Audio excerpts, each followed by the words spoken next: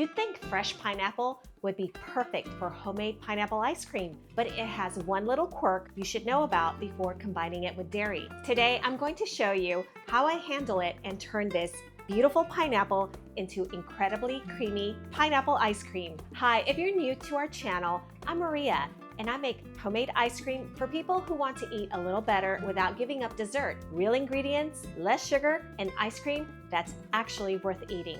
Let's make some ice cream. Fresh pineapple contains something called bromelain. It's an enzyme that breaks down protein.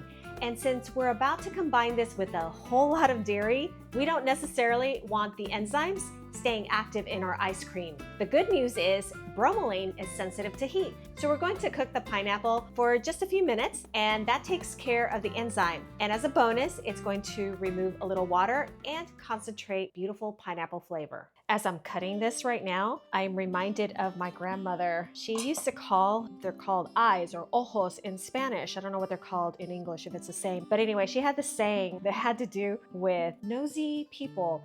And she would say that that person would have basically más ojos que una piña mal pelada, which translates to that person has more eyes than a pineapple that hasn't been trimmed right, that hasn't been cut well. I thought that was always so funny to me. This pineapple reminds me of my grandmother. She always had fresh fruit juices at home, and pineapple was often the one that we got so much of it, which is probably why it's my favorite. You'll want to end up with 4 cups of cut fruit. Then add it to a pot over medium heat, stirring occasionally. You want to cook this down long enough to see this extra water evaporate.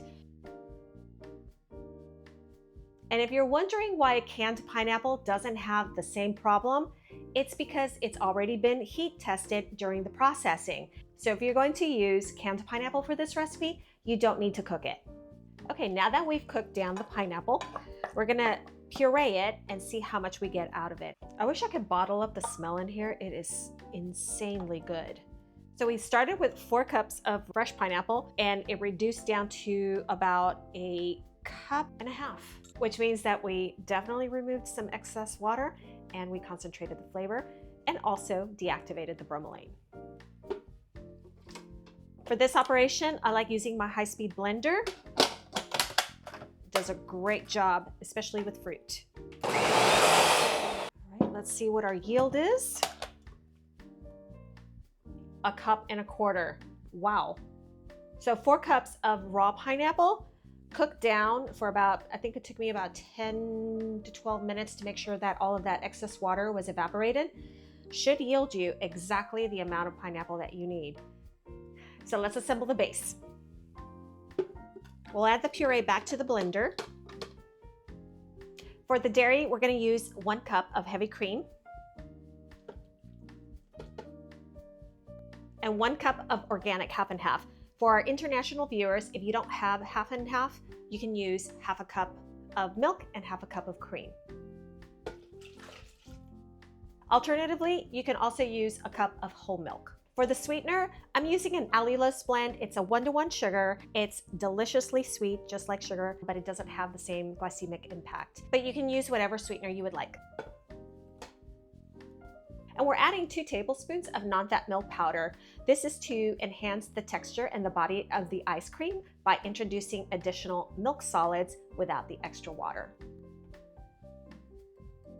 Because we're working with fruit, I'm adding 1/8 teaspoon of xanthan gum. This helps to bind water crystals a little bit more effectively and keep the ice cream from getting too icy. And 1 teaspoon of vanilla paste. And this last ingredient is optional. It's a tablespoon of vodka. If you do not want to use it, you can omit it. And of course, a little pinch of salt. We'll blend this up really well. Let's give this a quick taste. Dole Whip. Wow, delicious. If you've ever had it, if you know, you know. Oh my gosh, it's so good. As you can see, I'm also sporting my Disney apron, and I think there's a Dole Whip right here. Now that this passed our taste test, the next step is to let this cool down. If you have time to let this cool down in the fridge for a couple of hours, otherwise I like to put mine in my deep freezer and it'll be in about 45 minutes. I'll come back and churn. I mentioned that I use allulose. If you're interested in learning how different sweeteners affect ice cream texture, I created a free downloadable guide. You can use the QR code on the screen. I will also link it in the description below. Okay, I think we're ready to churn. We use the KitchenAid ice cream attachment. It's a wonderful tool if you already have the stand mixer. I'll leave a link to this one down below. If you have your own, just use it according to your manufacturer's instructions. Our Fields Index today here in the Atlanta area is 106. Woo, it's a hot August. This ice cream is gonna be really tasty today.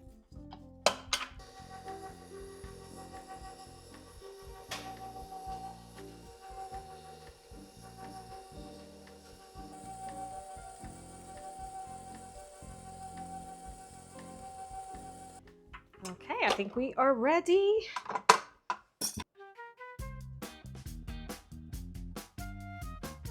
Beautiful texture. In this soft serve state, it's ready to eat, or you can put it in a container and store it in the freezer. All right, we have our taste tester here. Hubs. Hubs again. See if it tastes like Dole Whip to you. Okay, let's see.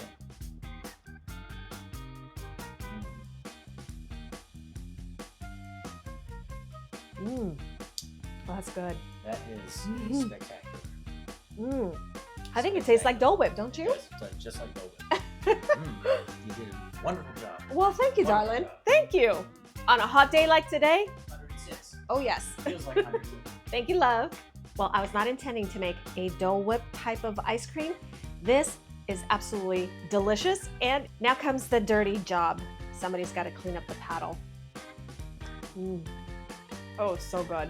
This was my favorite ice cream when I would go to Disney. My grandma would love this. If you enjoy recipes like this, subscribe and follow along. I post new recipes every week. Thanks so much for watching. I'll see you in the next video.